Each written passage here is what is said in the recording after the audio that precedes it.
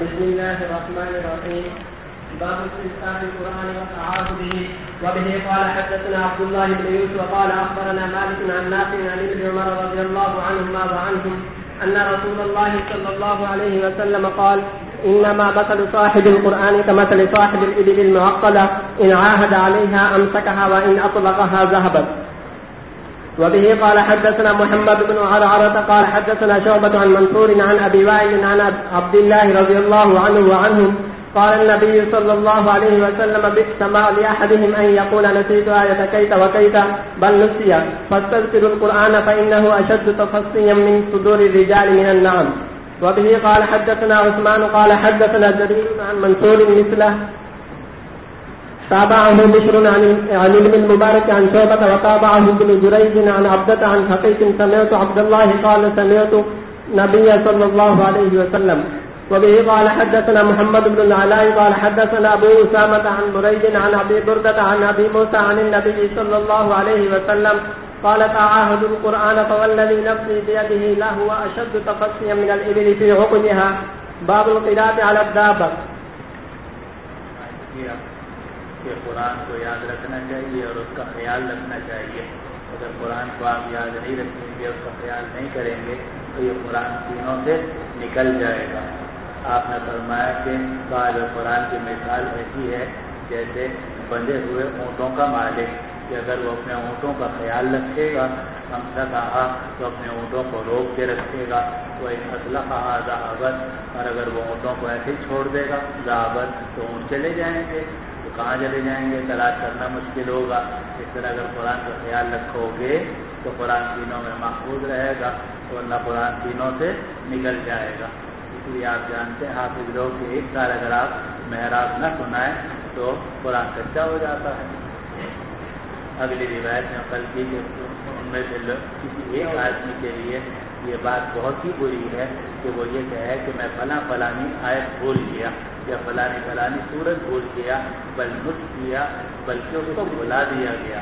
یعنی انسان جو قرآن بھولتا ہے تو وہ عام طور سے اپنی کوتاہی کی وجہ سے بھولتا ہے، استذکار نہیں کرتا، تعاہد نہیں کرتا، یعنی یاد نہیں کرتا، خیال نہیں رکھتا، تو اللہ سبحانہ و تعالیٰ اپنا قرآن اس کے سینے سے نکال لیتے ہیں.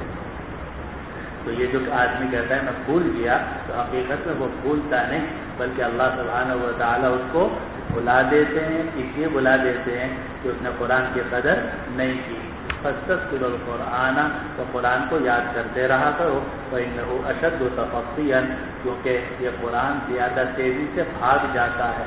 تفصیًا فرارن کے معنی میں ہے من صدور الرجال، لوگوں کے سینوں سے. اشد تفصیًا من النعم، مویشیوں سے بھی بڑھ کر، یعنی مویشی اتنی تیزی سے نہیں بھاگتے جتنا کہ قرآن مجید کی صورتیں اور آیتیں جو ہیں وہ آدمی کے سینے سے بھاگ جاتی ہیں اگر آدمی ان کو یاد نہ رکھے. آگے فرمایا قرآن کا خیال رکھو، پسند اور ذات کی جس کے قبضے میں میری جان ہے. یہ قرآن لہو اشد، یہ قرآن زیادہ تیزی سے نکل جاتا ہے ان اونٹوں سے جو اپنی رسی میں ہوں. یعنی اگر آپ رسی کھولیں گے اور رسی کو باندھ کے نہیں رکھیں گے، دیکھتے نہیں رہیں گے تو رسی کھل جائے گی، اونٹ بھاگ جائیں گے. اس طرح اگر آپ قرآن کا خیال نہیں رکھو گے تو قرآن آپ کے سینوں سے نکل جائے گا. اس کے بعد باب قائم کیا کہ اگر کوئی آدمی سواری کے اوپر قرآن مجید پڑھے تو جائز یا نہ جائز. اور ظاہر ہے کہ سواری جو ہے وہ ہر وقت تو پاک نہیں ہوتی، کبھی گوبر بھی ہے، پیشاب بھی ہے. تو فرمایا کہ قرآن مجید پڑھنا جائز ہے اور حدیث سے ثابت. باب القراءة على الدابة. وبه قال حدثنا حجاج بن منهال قال حدثنا شعبة قال أخبرني أبو إياس قال سمعت عبد الله بن مغفر رضي الله عنه وعنهم قال رأيت رسول الله صلى الله عليه وسلم يوم فتح مكة وهو يقرأ على راحلته سورة الفتح. باب تعليم الصبيان القرآن. وبه قال حدثنا موسى. اب یہ باب قائم کیا کہ بچوں کو قرآن مجید سکھانا بھی چاہیے. حالانکہ بچے جو ہیں وہ قرآن مجید کو اس درجے کا احترام نہیں کر پاتے جس طرح کہ عام آدمی بالغ آدمی کرتا ہے، لیکن ظاہر ہے کہ وہ غیر مکلف ہے، وہ مرحول قلم ہے، اس لیے گنجائش ہے. جی. باب تعليم الصبيان القرآن. وبه قال حدثنا موسى بن إسماعيل قال حدثنا أبو عوانة عن أبي بشر عن سعيد بن جبير رضي الله عنه وعنهم قال إن الذي تدعونه المفصل هو المحكم قال وقال ابن عباس رضي الله عنهما توفي رسول الله صلى الله عليه وسلم وأنا ابن 10 سنين وقد قرأت المحكم. کیا بات ہے؟ یعنی اگر وہ پڑھتے ہیں تو ذرا خیال کرو تم تھوڑا سا میرا بھی. تو فرمایا جن صورتوں کو تم مفصل کہتے ہو وہ محکم ہے. کیا مطلب کہ جتنے مفصل ہیں طوال مفصل اوقات مفصل قصار مفصل یہ محکم ہے، یعنی ان کی کوئی آیت منسوخ نہیں ہوئی. کیونکہ ہم آپ کو بتا چکے ہیں کہ نسخ جو ہے وہ احکام میں جاری ہوتا ہے، عقائد میں جاری نہیں ہوتا. اور مفصل کی جتنی صورتیں ہیں وہ سب مکی صورتیں ہیں اور اس میں عقائد ذکر کیے گئے ہیں، توحید اور قیامت رسالت. ظاہر اس میں نسخ کیسے ہو سکتا ہے؟ سب کو سب محکم ہے. جی. وبه قال حدثنا يعقوب بن إبراهيم قال حدثنا هشيم قال أخبرنا أبو بشر عن سعيد بن جبير عن ابن عباس رضي الله عنهما وعنهم قال جماعة المحكم في عهد رسول الله صلى الله عليه وسلم فقلت له وما المحكم قال المفصل. اب یہ باب قائم کیا کہ یہ جو ہم نے کہا کہ قرآن مجید کا بھولنا یہ گناہ ہے اور آدمی بھولتا نہیں ہے بلکہ اللہ سبحانہ و تعالی اس کے سینے سے نکال لیتے ہیں. یہ اس وقت ہے جب کہ آدمی نے قرآن مجید کو یاد رکھنے کی کوشش نہ کی ہو. لیکن اگر قرآن مجید یاد رکھنے کی پوری کوشش کی پھر کوئی آیت بھول گیا یا کہیں بھول گیا تو وہ اس وعید کے اندر داخل نہیں ہے. اور دلیل یہ ہے کہ حضور صلی اللہ علیہ وسلم نے حضرت عباد ابن بشر رضی اللہ عنہ کو سنا وہ رات کو تہجد میں سورت پڑھ رہے تھے اور میں لوگ مجھے وہ آیت یاد آ گئی جو میں بھول گیا تھا. تو حضور صلی اللہ علیہ وسلم بھول گئے تھے لیکن وہ وجہ جو تھی وہ نہیں استذکار تعاہد تو تھا لیکن غیر اختیاری طور پر انسان اگر بھول جائے اس میں کوئی گناہ نہیں. اس کے لیے امام بخاری رحمۃ اللہ علیہ نے یہ باب قائم کیا. جی. بسم اللہ الرحمن الرحیم. السند المتصل منا إلى الإمام البخاري رحمه الله تعالى متعنا الله بعلومه وفيوضه وبركاته آمين. باب نسيان القرآن وهل يقول نسيت آية كذا وكذا وقول الله تعالى سنقرئك فلا تنسى إلا ما شاء الله. به قال حدثنا ربيع بن يحيى قال حدثنا زائدة قال حدثنا هشام عن عروة عن عائشة رضي الله تعالى عنها وعنه قالت سمع النبي صلى الله عليه وسلم رجلا يقرأ في المسجد فقال يرحمه الله لقد أذكرني كذا وكذا آية من سورة كذا. وبه قال حدثنا محمد بن عبيد بن مليون قال حدثنا عيسى عن هشام وقال أسقطتهن من سورة كذا. تابعه علي بن مسهر وعبدة عن هشام.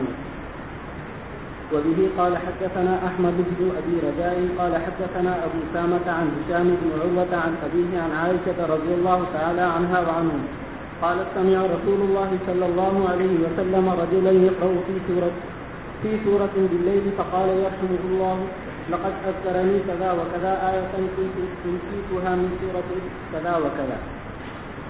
وبه قال حدثنا أبو نعيم قال حدثنا سفيان عن منصور عن أبي وائل عن عبد الله قال قال النبي صلى الله عليه وسلم ما لأحدهم يقول نسيت آية كيت وكيت بل هو نسيا. باب من لم ير بأسا أن يقول سورة البقرة وسورة كذا. یہ بتانے کے لیے کہ بعض حضرات یہ فرماتے تھے کہ بھائی سورۃ البقرہ سورۃ الانعام نہیں کہنا چاہیے، گائے والی سورت مویشیوں والی سورت، بلکہ یوں کہنا چاہیے کہ سورۃ تذکر فیہا البقرہ یہ سورۃ ذکرت فیہا البقرہ. تو امام بخاری رحمۃ اللہ باب قائم کر دیا کہ نہیں اس میں کوئی حرج نہیں ہے. اور اس طرح کا اطلاق اور اس طرح کا تسمیہ خود جناب رسول اللہ صلی اللہ علیہ وسلم ثابت ہے کہ آپ نے سورۃ البقرہ کو سورۃ البقرہ فرمایا. جی. وبه قال حدثنا عمر بن حفص قال حدثنا أبي قال حدثنا الأعمش قال حدثني إبراهيم عن علقمة وعبد الرحمن بن يزيد عن أبي مسعود الأنصاري رضي الله تعالى عنه وعنهم قال قال النبي صلى الله عليه وسلم الآيتان من آخر سورة البقرة من قرأ بهما في ليلة كفتاه. وبه قال حدثنا أبو اليمان قال أخبرنا شعيب عن الزهري قال أخبرني عروة عن حديث المسود بن مخرمة وعبد الرحمن بن عبد القاري أنهما سمعا عمر بن الخطاب رضي الله تعالى عنه وعنه يقول سمعت هشام بن حكيم بن حزام يقرأ سورة الفرقان رسول الله صلى الله عليه وسلم فاستمعت لقراءته فإذا هو يقرأها على حروف كثيرة لم يقرئنيها رسول الله صلى الله عليه وسلم فكدت أساوره في الصلاة فانتظرته حتى سلم فلبته فقلت من أقرأك هذه السورة التي سمعتك تقرأ؟ قال أقرأنيها رسول الله صلى الله عليه وسلم فقلت له كذبت فوالله إن رسول الله صلى الله عليه وسلم لهو أقرأني هذه السورة التي سمعتك. فانطلقت به إلى رسول الله صلى الله عليه وسلم أقوده فقلت يا رسول الله إني سمعت هذا يقرأ سورة الفرقان على حروف لم تقرئنيها وإنك أقرأتني سورة الفرقان. فقال يا هشام اقرأها فقرأها القراءة التي سمعته. فقال رسول الله صلى الله عليه وسلم هكذا أنزلت. ثم قال اقرأ يا عمر فقرأتها التي أقرأنيها. فقال رسول الله صلى الله عليه وسلم هكذا أنزلت. ثم قال رسول الله صلى الله عليه وسلم إن القرآن أنزل على 7 أحرف فاقرأوا ما تيسر منه. وبه قال حدثنا بشر بن آدم قال أخبرنا علي بن مسهر قال حدثنا هشام عن أبيه عن عائشة رضي الله تعالى عنها وعنه قالت سمع النبي صلى الله عليه وسلم قارئا يقرأ من الليل في المسجد فقال يرحمه الله لقد أذكرني كذا وكذا آية أسقطتها من سورة كذا وكذا. يقرأ من الليل تو یہ عباد ابن بشر سے ایک روایت کے مطابق صفحہ 362 کتاب الشہادات بخاری جلد اول. جی تو یہ کیا ہو رہا ہے؟ آواز بھی جاتی آگے. اب یہ باب قائم کیا کہ قرأت جو ہے وہ ٹھہر کر کرنی چاہیے. تو یہ جو حافظ کرتے ہیں یعلمون تعلمون تو کچھ پتہ نہیں چلتا، آخر میں یعلمون تعلمون پتہ چلتا ہے. یہ سب ناجائز ہے اور یہ قرآن مجید کے ساتھ ایک قسم کا مذاق ہے. بالکل صاف صاف تلاوت کرنی چاہیے. اللہ سبحانہ و تعالیٰ رتل القرآن ترتیلا، قرآن کو ٹھہر کر پڑھیے، یعنی ہر حرف دوسرے حرف سے ممتاز ہونا چاہیے. ہر لفظ دوسرے لفظ سے، ہر آیت دوسری آیت سے ممتاز ہونی چاہیے. یہ معنی ہے ترتیل کا کہ صاف صاف آدمی پڑھے اور ہر حرف دوسرے حرف سے ممتاز. اور جلدی جلدی پڑھنا تو یہ گھاس کاٹنا. اور اس کو حضور صلی اللہ علیہ وسلم نے فرمایا کہ حسن کا حس شعر، تم تو اس طرح گھاس کاٹ رہے ہو جس طرح شعر پڑھتے ہیں. تو حس کہتے ہیں گھاس کاٹنے کو. اب جب آپ دراتی لے کے گھاس کاٹیں تو گھاس کاٹنے میں بس گھاس جو ہے وہ خشک آ گئی، سر آ گئی، جون سی بھی گھاس آ گئی. دراتی کہاں دیکھتی ہے، وہ تو چل رہی ہے. بس اسی طریقے سے زبان چل رہی ہے اور انازن پڑھتے جا رہے ہیں. مخارج کا، مدوں کا اور ان چیزوں کا کوئی خیال نہیں ہے. تو اس طریقے سے پڑھنا ناجائز. چلو باب الترتيل الشعر وقوله تعالى ورتل القرآن ترتيلا وقوله وقرآن فرقناه لتقرأه على الناس على مكث کا مطلب ہے ٹھہر کر. معلوم ہے قرآن مجید ٹھہر کر پڑھنا چاہیے. اور ٹھہر کر پڑھنے کا مطلب پھر سمجھ لو، ہر حرف دوسرے حرف سے، ہر لفظ دوسرے لفظ سے، ہر آیت دوسری آیت سے ممتاز ہو اور سننے والے کے سمجھ میں آئے. بس پھر آپ تیز پڑھنا جاؤ پر. جی اور یہ بات مکروہ ہے، ناپسندیدہ ہے کہ گھاس کاٹی جائے.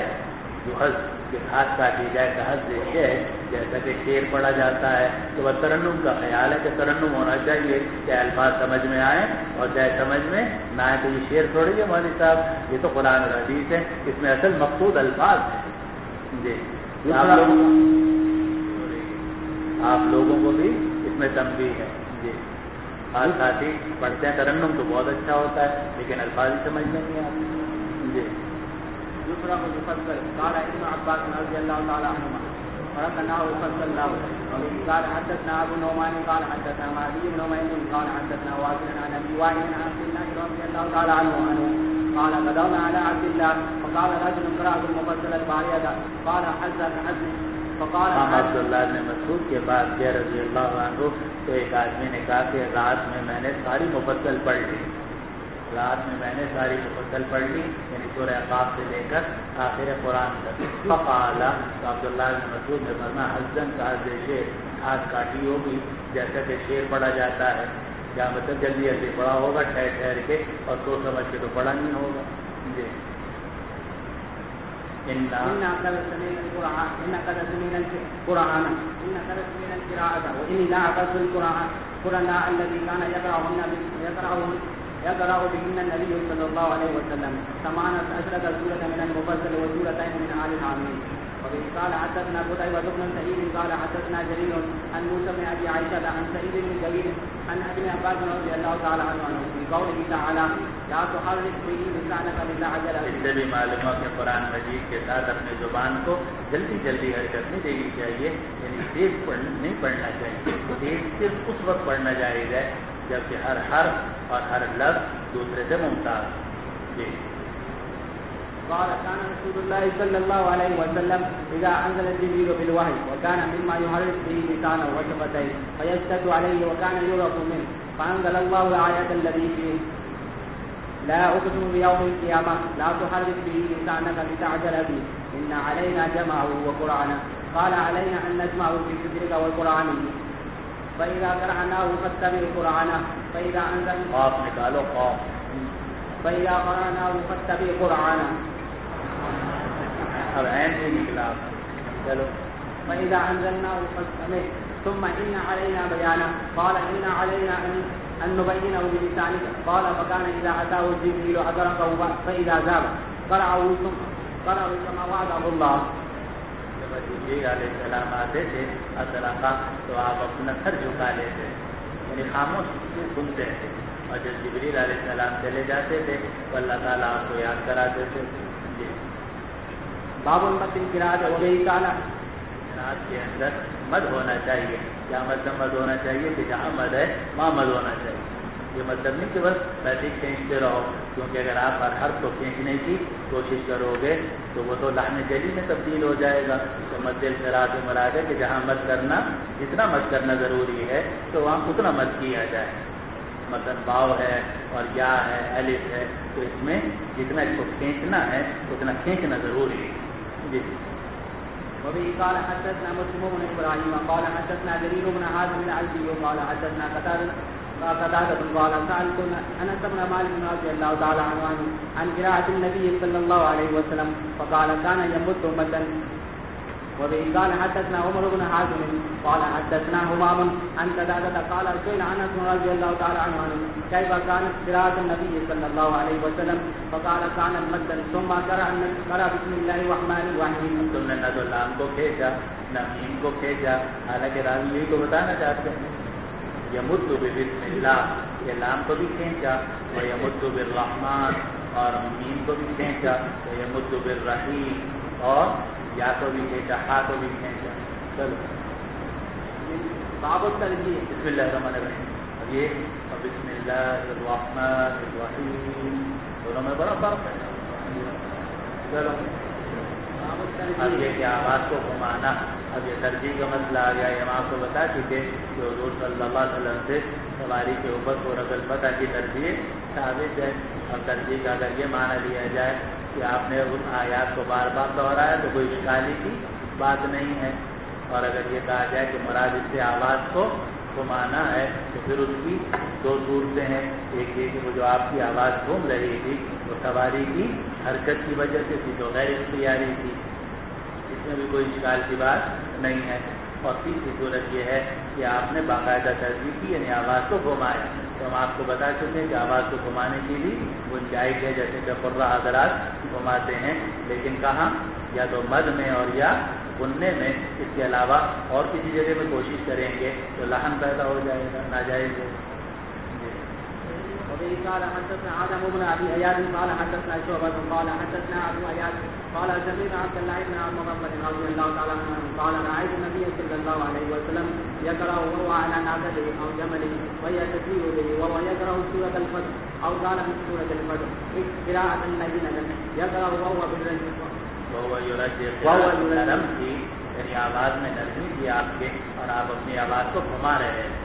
جی باب الصوت بالقراءة وبه قال حدثنا یہ بات ہے کہ قراءت میں آواز اچھی ہونی چاہیے.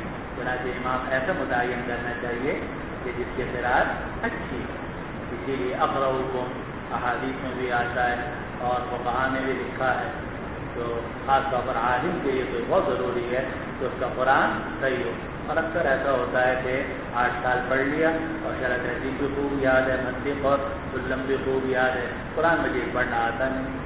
تو عالم ہی کیا ہوا کہ جس کو قرآن مجید پڑھنا نہ آیا.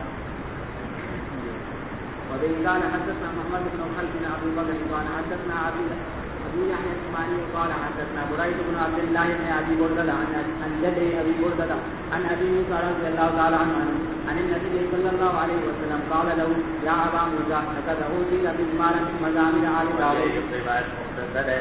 حضرت عائشہ رضی اللہ عنہا کے ساتھ رات کو جا رہے تھے تو حضرت ابو موسیٰ اشعری تلاوت کر رہے تھے تو آپ کھڑے ہو گئے.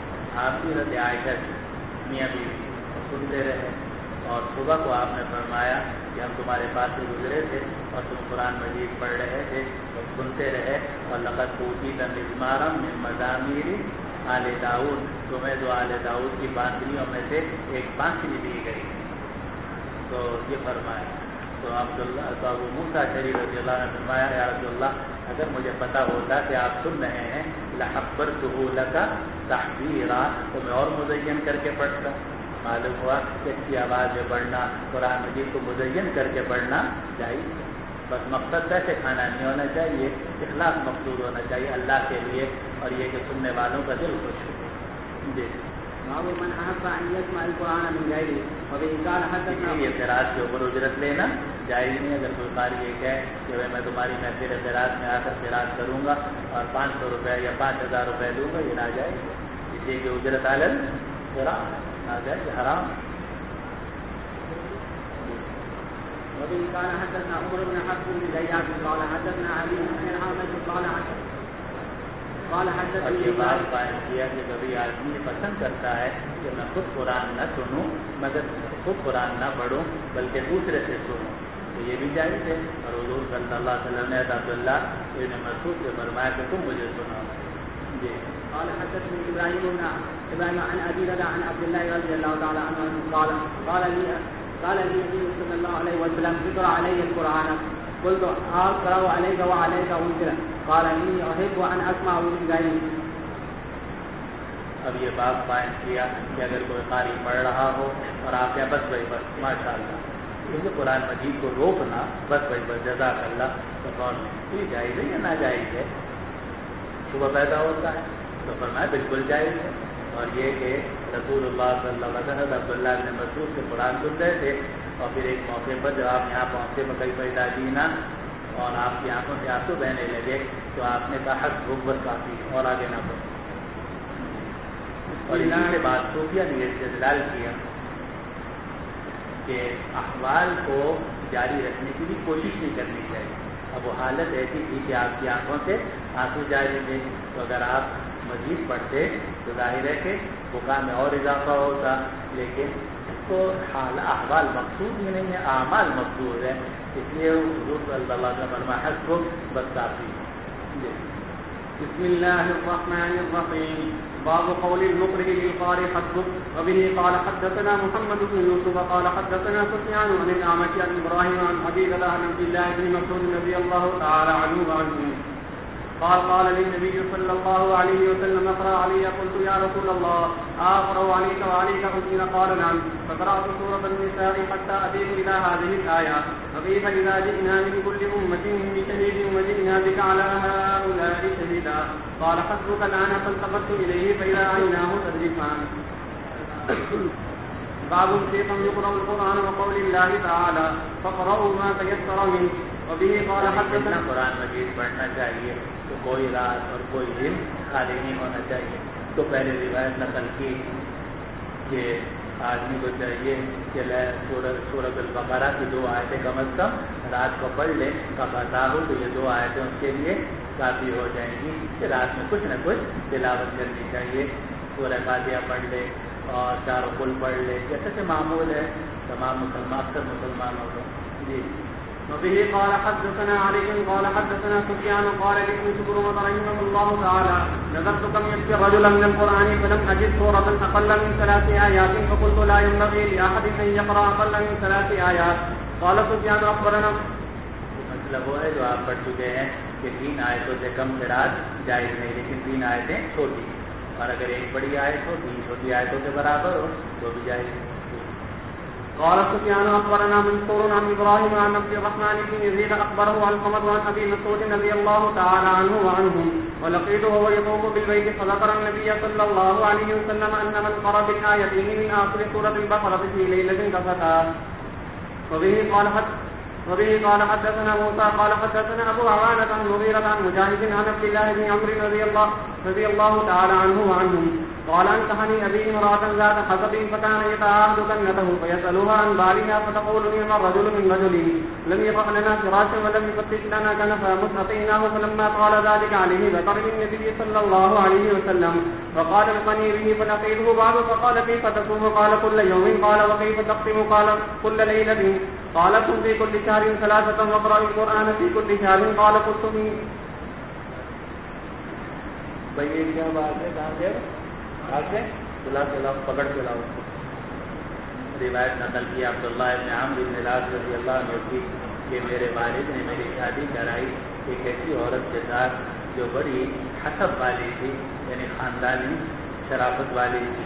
فکان یتعاہد کنتہ، تو میرے جو والد تھے وہ اپنے بہو کا خیال رکھتے تھے. یتعاہد خیال رکھتے تھے، کنتہ اپنی بہو کا، کہ ان کو کوئی تکلیف تو نہیں ہے. فیسألہ عن بالہا، اور پوچھتے تھے شوہر کے بارے میں کہ بھائی تمہارے شوہر ٹھیک ٹھاک ہیں، تم خوش ہو. فتقول، تو میری بیوی کہتی تھی نعم الرجل من رجل، بہت ہی اچھے آدمی ہیں. لم یطع لنا فراشا، یہ ہمارے بستر کو تو روکتے نہیں ہیں، یعنی ساری رات نماز پڑھتے ہیں ماشاءاللہ اور بستر پر ہی نہیں آتے. ولم یفتش لنا کنفا، اور چھپی ہوئی چیزوں کی کبھی کوئی تلاشی نہیں لیتے.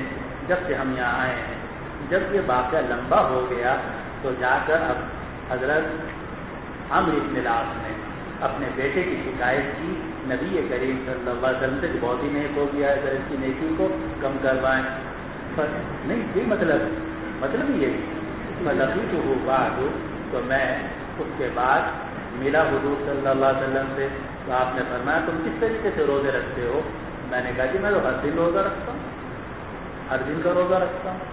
فرمایا تم قرآن کیسے ختم کرتے ہو؟ کہا ہر رات میں پورا قرآن ختم کرتا ہوں. تو آپ نے فرمایا کہ دیکھو ہر مہینے میں 3 روزے رکھا. اب دیکھو نیکی کم کی جا رہی نہیں کی جا رہی. یہ انبیاء کرام علیہ السلام اور ان کے ورثاء کا خاص طریقہ ہے کہ وہ بد دینوں کو دین پر لاتے ہیں، اور جو دیندار دین میں غلو کر رہے ہیں یا کرنا چاہتے ہیں ان کو اس سے روکا جاتا ہے تاکہ اعتدال پیدا ہو.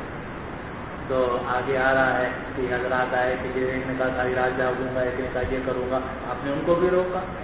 تو یہ اعتدال میں لانا پڑتا ہے. تو آپ نے فرمایا ہر مہینے میں صرف 3 روزے رکھو اور قرآن مجید پڑھا کرو ہر مہینے. اب یہ جو آ رہا ہے اقرأ القرآن فی کل شہر، اس سے معلوم ہوا کہ آدمی کو 1 مہینے میں 1 قرآن ختم کرنا چاہیے، ہے نا. اور اسی سے ایک مسئلہ یہ نکل آیا کہ قرآن مجید کے 30 سپارے بنانا جائز ہے، کیونکہ جب قرآن مجید آپ 30 دن میں ختم کریں گے 1 مہینے میں، تو 30 پارے بھی 30 حصوں میں تقسیم کریں گے. اب وہ 30 حصوں میں حضور صلی اللہ علیہ وسلم نے یا صحابہ اور تابعین نے تو تقسیم نہیں کیا، لیکن اگر کوئی آدمی مہینے کے اعتبار سے اس کو 30 حصوں میں تقسیم کر لے تو یہ جائز ہے. اس لیے کہ حضور صلی اللہ علیہ وسلم فرمایا تھا کہ قرآن مجید پڑھا کرو ہر مہینے کے. اور اس سے یہ بھی معلوم ہوا کہ ہر عالم کے لیے ضروری ہے کہ روزانہ کم از کم 1 پارہ پڑھے مولوی. اور اگر عالم جو ہے یا طالب علم روزانہ 1 پارہ نہیں پڑھتا تو اس کو اپنی خیر منانی چاہیے. اور بہتر یہ ہے کہ جون سی تاریخ ہو بس وہی پارہ ہو. آج 17 تاریخ ہے جماعت الثانیہ کی، تو آپ کا پارہ بھی 17واں ہونا چاہیے. 29 کو ڈبل پارہ پڑھ لو اگر 30 کا 29 کا مہینہ اور اگر 30 کا مہینہ ہے تو اس میں آسانی بھی ہے. تو یہ معقول بنا لو اپنا کہ روزانہ 1 سپارہ لازمن پڑھنا ہے چاہے کچھ ہو جائے. اس لیے کہ حضور صلی اللہ علیہ وسلم نے حضرت عبداللہ ابن عمرو بن العاص کو شروع میں جو بات فرمائی تھی وہ یہ فرمائی تھی کہ اقرأ القرآن فی کل شہر، قرآن مجید پڑھا کرو ہر مہینے کے. چلو فقال الغني به فلقيته بعد فقال كيف تصوم؟ قال كل يوم. قال وكيف تقسم؟ قال كل ليلة. قال صم في كل شهر 3 واقرأ القرآن في كل شهر. قال قلت إني أطيق أكثر من ذلك. قال صم 3 أيام في الجمعة. قلت أطيق أكثر من ذلك. قال أفطر يومين وصم يوما.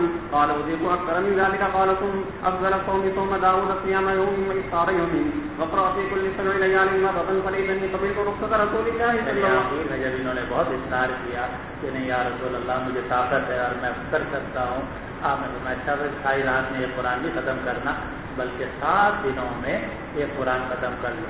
اسی کو وہ 7 منزلیں وجود میں آ گئیں، اسی سے وہ 7 منزلیں وجود میں آ گئیں. تو اگر کوئی آدمی قرآن کو 7 حصوں میں تقسیم کر دے تو بھی ٹھیک ہے. آپ نے فرمایا کہ ہر 7 راتوں میں 1 مرتبہ قرآن ختم کر لیا کرو.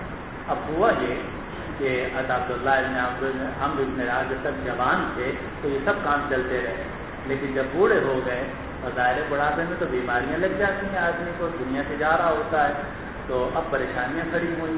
تو یہ جو ان کا معمول تھا کہ 1 دن روزہ 1 دن افطار اور ہر 7 دنوں میں قرآن مجید ختم کرنا، اب یہ مشکل ہو گیا. اس وقت میں کہنے لگے کہ لیتنی قبلت رخصت رسول اللہ صلی اللہ علیہ وسلم، کاش میں حضور صلی اللہ علیہ وسلم نے جو مجھے رخصت دی تھی اس کو قبول کر لیتا، لیکن اب کیا کروں، اب تو میں نے عہد کر لیا تھا، اب تو میں یہی کرتا رہوں گا.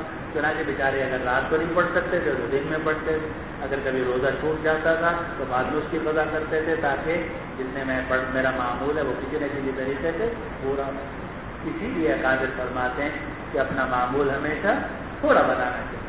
معمول کیا ہو، جیسے بھی بتایا کہ روزانہ 1 بار، لیکن ویسے اگر آپ فارغ ہو اور سوچ رہے بھائی آج تو خالی ہے، جب میں مثلاً ریل میں بیٹھا ہوں پڑھتے گئے اب 10 باریں آپ نے پڑھ لی، ٹھیک ہے کوئی حرج نہیں، لیکن معمول آپ کا کیا رہنا چاہیے؟ 1. وہ آپ 10 پڑھ لو 15 پڑھ لو.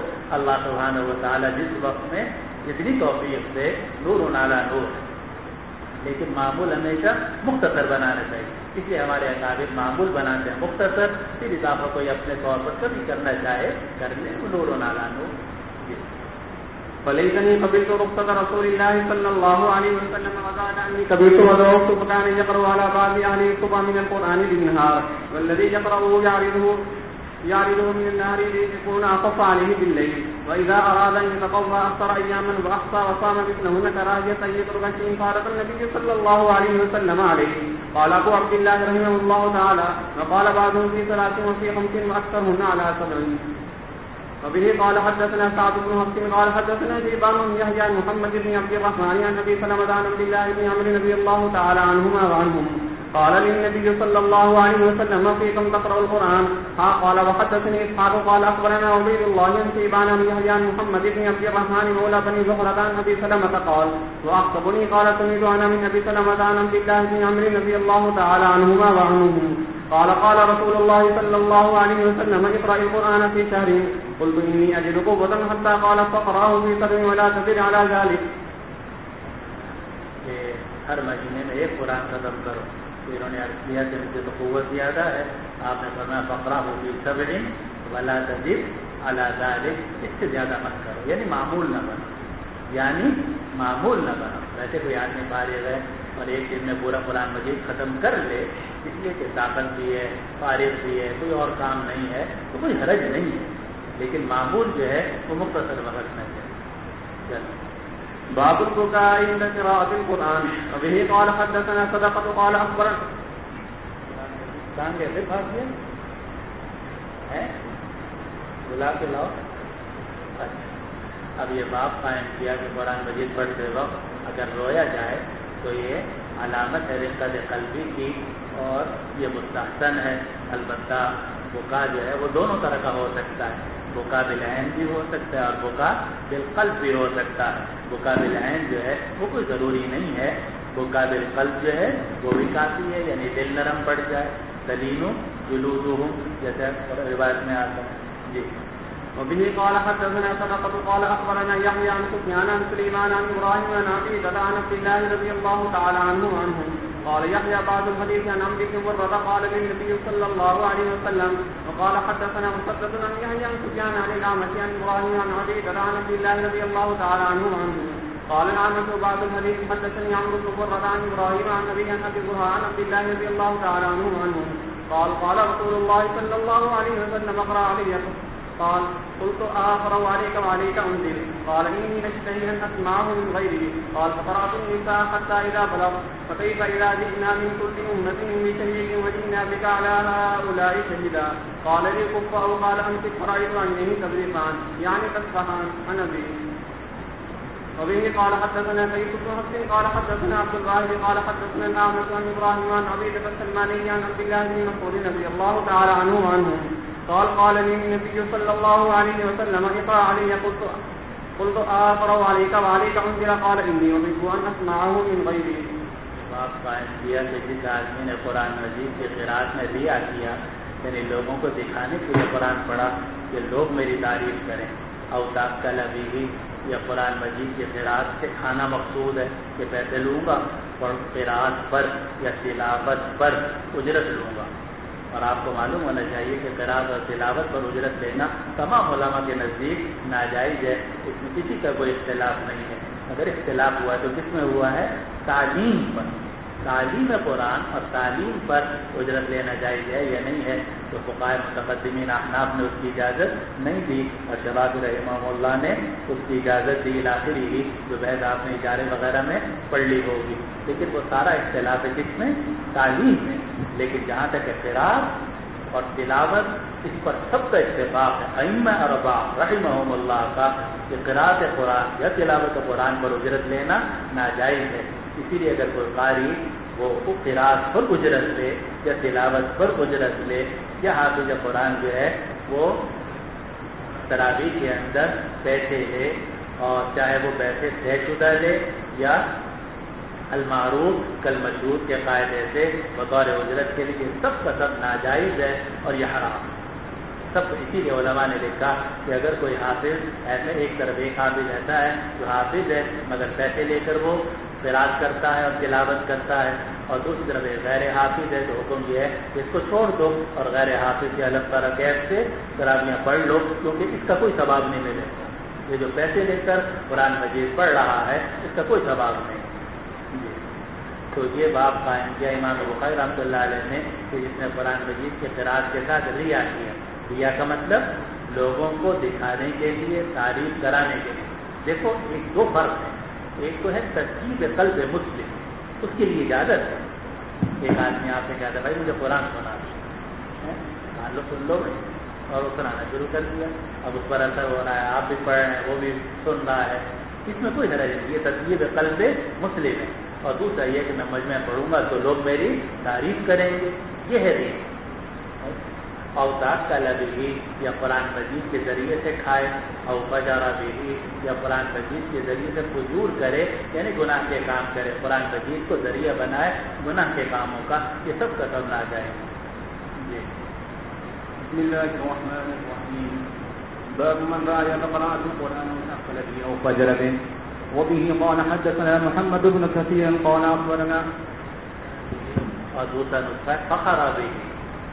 جی وبه قال حدثنا محمد بن كثير قال أخبرنا سفيان قال حدثنا الأعمش عن خيثمة عن سويد بن قفلة قال علي رضي الله تعالى عنه سمعت النبي صلى الله عليه وسلم يقول يأتي في آخر الزمان قوم حدثاء الأسنان سفهاء الأحلام يقولون من خير قول البرية يمرقون من الإسلام كما يمرق السهم من الرمية لا يجاوز إيمانهم حناجرهم فإنما لقيتموهم فاقتلوهم فإن قتلهم أجر لمن قتلهم يوم القيامة. وبه قال حدثنا عبد الله بن يوسف قال أخبرنا مالك عن يحيى بن سعيد عن محمد بن إبراهيم بن الحارث التيمي عن أبي سلمة بن عبد الرحمن عن أبي سعيد الخدري رضي الله تعالى عنه وعنهم أنه قال سمعت رسول الله صلى الله عليه وسلم يقول يخرج فيكم قوم تحرقون صلاتكم مع صلاتهم وصيامكم مع صيامهم وعملكم مع عملهم ويقرؤون القرآن لا يجاوز حناجرهم يمرقون من الدين كما يمرق السهم من الرمية ينظر في النسل فلا يرى شيئا وينظر في القدح فلا يرى شيئا وينظر في الريش فلا يرى شيئا ويتمارى في السوق. روایت میں آ رہا ہے کہ یاتی کی آخر ایک زمان سے ترجمہ میں کیا کرو گے. یہ دونوں روایتیں خوارج کے بارے میں جیسا کہ آپ نے اب پڑھ رہے ہوں گے جگہ جگہ یہ روایتیں اب آئیں گی انشاءاللہ. تو اس میں آ رہا ہے یاتی کی آخر زمان، ترجمہ یہ ہوگا آنے والے زمانے میں، آخری زمانے میں نہیں، کیونکہ یہ جو خوارج ان کا ظہور ہو گیا تھا صحابہ رضوان اللہ علیہ اجمعین میں، تو ترجمہ یہ کہ آنے والے زمانے کے اندر لوگ آئیں گے جن کی عمریں کم ہوں گی، دانت کم نئے ہوں گے، عقلوں سے بے وقوف ہوں گے اور بات کریں گے بہترین بات، یعنی قرآن کی بات کریں گے، لیکن اسلام سے نکل جائیں گے جس طرح کے تیر شکار کے اندر سے گھس کے دوسری طرف نکل جاتا ہے اور ایمان ان کے گلوں سے تجاوز نہیں کرے گا، تو جہاں بھی تم ان سے ملو ان کو قتل کر دینا، کیونکہ ان کا قتل بڑا ثواب ہے اس آدمی کے لیے جو جو ان کو قتل کرے قیامت کے دن۔ اور آپ کو معلوم ہے کہ خوارج کو قتل کیا کس نے؟ حضرت علی رضی اللہ عنہ نے، تو وہ ثواب کے مستحق ہیں۔ اور اس اگلی روایت سے معلوم ہوتا ہے کہ یہ جو خوارج تھے اتنے نیک تھے کہ ان کی نمازیں، ان کے روزے اور یہ سب چیزیں صحابہ سے بھی زیادہ تھیں۔ چنانچہ فرمایا کہ میں نے رسول اللہ صلی اللہ علیہ وسلم کو سنا، آپ فرماتے تھے تمہارے اندر کچھ لوگ نکلیں گے کہ تم اپنی نمازوں کو ان کی نمازوں کے سامنے حقیر سمجھو گے۔ اب یہ خطاب کس کو ہے؟ صحابہ کو، کہ تم اپنی نمازوں کو ان کی نمازوں کے سامنے حقیر سمجھو گے اور اپنے روزوں کو ان کے روزوں کے سامنے حقیر سمجھو گے اور اپنے اعمال کو ان کے اعمال کے سامنے حقیر سمجھو گے۔ اور قرآن مجید پڑھتے ہوں گے مگر وہ ان کے گلے سے تجاوز نہیں کرے گا، مگر وہ دین سے نکل جائیں گے جس طرح تیر شکار کے اندر سے گھس کے نکل جاتا ہے کہ آدمی پھل کو دیکھتا ہے تو وہاں کچھ نظر نہیں آتا، پھر پر کو دیکھتا ہے تو کچھ نظر نہیں آتا، پچھلے حصے کو دیکھتا ہے تو کچھ نظر نہیں آتا، اور جو کونے کا حصہ ہے اس میں کچھ شبہ ہوتا ہے کہ شاید یہ شکار کے اندر سے گھس کے نکلا ہے۔ تو اب یہ تیر کے مختلف حصے ہیں، تیر داخل ہوا دوسری طرف سے نکل گیا اور ادھر سے چونکہ کھال میں گھسا تھا اور ادھر سے بھی کھال سے نکلا تو اگلی کھال نے اس کو بالکل صاف کر دیا، تو پتہ ہی نہیں چل رہا کہ داخل بھی ہوا تھا یا نہیں ہوا تھا۔ تو بالکل یہی حال ہو گئے خوارج کا کہ اسلام کے اندر داخل ہوں گے اور پھر دوسری طرف سے نکل جائیں گے۔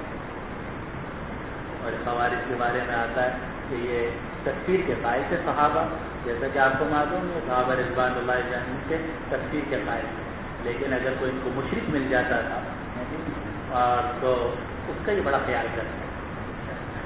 صحابہ کا تو کوئی خیال نہیں کرتے تھے، اب خباب ابن الارد رضی اللہ عنہ کو شہید کر دیا، ان کی باندھی کا پیٹ پھاڑ دیا علاقے لیے، لیکن ان کا طریقہ یہ تھا کہ اگر کوئی مشرک ملتا تھا وہ کہتا تھا مجھے اس علاقے میں جانا ہے تو اس کو بڑی احترام کے ساتھ اس کے علاقے میں پہنچا کے آتے تھے اور قرآن مجید کی آیت پڑھتے تھے اور یہ کہتے تھے قرآن مجید میں ہے وَإِنْ أَحَدٌ مِّنَ الْمُشْرِكِينَ اسْتَجَارَكَ فَأَجِرْهُ حَتَّى يَسْمَعَ كَلَامَ اللَّهِ ثُمَّ أَبْلِغْهُ مَأْمَنَهُ ذَلِكَ بِأَنَّهُمْ قَوْمٌ لَا يَعْلَمُونَ۔ یہ ان کا حال تھا مولوی صاحب، یہ سمجھتے تھے کہ قرآن اور حدیث کا جو مطلب ہم بیان کر رہے ہیں وہ صحیح ہے اور صحابہ رضوان اللہ علیہ اجمعین جو کہہ رہے ہیں وہ ٹھیک ہے، ان الحکم الا للہ کا جو مطلب یہ لیتے تھے اس کو عرض آخر سمجھتے تھے، اور علی مرتضیٰ اور معاویہ رضی اللہ عنہ اجمعین جو ہیں وہ جو مطلب لیتے تھے اس کا انکار کرتے تھے۔ دماغ خراب، نیکی حد سے بڑی ہوئی۔ جی وبه قال حدثنا مسدد قال حدثنا يحيى عن شعبة عن قتادة عن أنس بن مالك عن أبي موسى رضي الله تعالى عنه وعنهم عن النبي صلى الله عليه وسلم قال المؤمن الذي يقرأ القرآن ويعمل به كالأسرجة طعمها طيب وريحها طيب، والمؤمن الذي لا يقرأ القرآن ويعمل به كالتمرة طعمها طيب ولا ريح لها، ومثل المنافق الذي يقرأ القرآن كالريحانة ريحها طيب وطعمها مر، ومثل المنافق الذي لا يقرأ القرآن كالحنظلة طعمه۔ منافقو کیسے ہو گیا؟ دو مرتبہ آپ نے پڑھا ہے اس کو، مثل المنافقو کیسے ہو گیا؟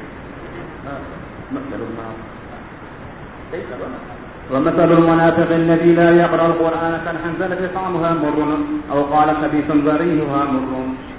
باب باب قائم کیا کہ قرآن مجید پڑھو جب تک تمہارے دل اس سے متفق ہو، یعنی جب آپ کو قرآن مجید پڑھتے پڑھتے اکتاہٹ ہونے لگے پھر چھوڑ دینا چاہیے۔ مثلا آپ قرآن مجید پڑھ رہے تھے اور آپ کا ارادہ یہ تھا کہ میں 3 سپارے پڑھوں گا، لیکن 2 سپارے پڑھنے کے بعد طبیعت نہیں چل رہی تو آپ کو چاہیے کہ چھوڑ دیں، اس وقت میں چھوڑ دیں، پھر جب طبیعت میں نشاط پیدا ہو پھر دوبارہ پڑھ لیں۔ لیکن علماء نے فرمایا کہ یہ اس وقت ہے جب کہ آپ نے اپنا معمول پورا کر لیا ہو اور شریعت کے معمول بھی کیا ہو تھوڑا ہو، تو وہ جو معمول ہے اس کے پورا کرنے میں تو نشاط کا خیال نہیں کرنا چاہیے، وہ تو پورا ہی کرنا چاہیے، ایک پارہ تو ہر حال میں پڑھنا ہے، لیکن اب جو زیادہ ہے وہ آپ کے نشاط پر ہے، اگر دل چاہ رہا ہے تو پڑھتے چلے جاؤ، اور جب دیکھو کہ طبیعت جو ہے وہ گھبرا رہی ہے، طبیعت چل نہیں رہی، تو زبردستی نہیں پڑھنا چاہیے بلکہ چھوڑ دینا چاہیے، اور یہی حکم ہے تمام نوافلی عبادات کا، قرآن ہے اور تہجد ہے، آپ 4 یا 8 رکعت تو پڑھ لو، لیکن اس کے بعد اگر طبیعت چل رہی ہے تو چلنے دو، اور اگر طبیعت نہیں چل رہی تو چھوڑ جی، تاکہ دین آسان رہے۔ نہ باب اقرأوا القرآن ما اختلفت قلوبكم. وبه قال حدثنا أبو نعمان قال حدثنا حماد عن أبي عمران الجوني عن جندب بن عبد الله رضي الله تعالى عنه وعنهم عن النبي صلى الله عليه وسلم قال اقرأوا القرآن ما اختلفت قلوبكم فإذا اختلفتم فقوموا وبه قال حدثنا عمرو بن علي قال حدثنا عبد الرحمن بن مهدي قال حدثنا سلام بن أبي مطيع عن أبي عمران الجوني عن جندب رضي الله تعالى عنه وعنه قال النبي صلى الله عليه وسلم اقرأوا القرآن ما اختلفت عليه قلوبكم فإذا اختلفتم فقوموا عنه تابعه الحارث بن عبيد. اور اس کے 2 مطلب ہو سکتے ہیں، مطلب تو ابھی آپ کو بتایا کہ جب تک دل اس سے مائل ہے تو پڑھتے رہو، ایک اور مطلب بھی ہو سکتا ہے اور وہ بھی اس سے ظاہر ہو رہا ہے، وہ یہ کہ اگر قرآن مجید کی تفسیر میں اختلاف ہونے لگے پھر آدمی کو ماتوڑ جانا چاہیے، بحث نہیں کرنی چاہیے، بات اپنی بتا دے، جو سمجھ میں آ رہا ہے بتا دے، لیکن پھر اس کے بعد وہاں سے کھڑے ہو جاؤ تاکہ قرآن مجید میں اختلاف جو ہے وہ نہ پھیلے. جی تابعه الحارث بن عبيد وسعيد بن زيد عن ابي عمران ولم يرفعه عماد بن سلمة وابان. وقال غندر عن شعبة عن ابي عمران سمعت جندبا رضي الله تعالى عنه قولا. وقال ابن عون عن ابي عمران عن عبد الله بن الصامت عن عمر رضي الله تعالى عنه قولا وجندب اصح واكثر. وبه قال حدثنا سليمان بن حرب قال حدثنا شعبة عن عبد الملك بن ميسرة عن نزال بن السبرة عن عبد الله رضي الله تعالى عنه وعنهم أنه سمع رجلا يقرأ آية سمع النبي صلى الله عليه وسلم خلافها فأخذت بيدي فانطلقت به إلى النبي صلى الله عليه وسلم فقال كلاكما محسن فاقرأ أكبر علمي قال فإن من كان قبلكم اختلفوا فأهلكهم الله.